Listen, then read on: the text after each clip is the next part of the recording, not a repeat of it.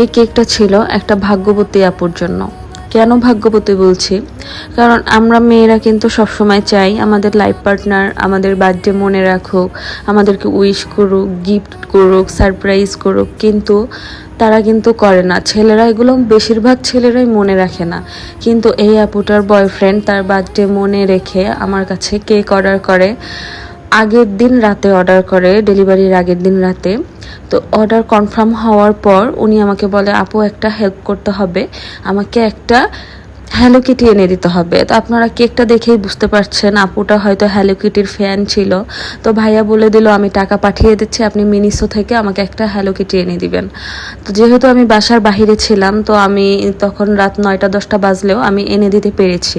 আর মিনিসোতে একটা ছোট্ট পুতুলের দাম সম্পর্কে হয়তো আপনারা জানেন, এটা কিন্তু অনেক হাই প্রাইস। আর ভাইয়া বলেছিল প্রাইস ট্যাগটা তুলে দিতে। তো এই ভাগ্যবতী আপুকে দেখার জন্য আমি নিজে আমার হাজবেন্ডের সাথে কেকটা ডেলিভারি করতে যাই। তো তাকে দেখারও আমার সুযোগ হয়েছিল।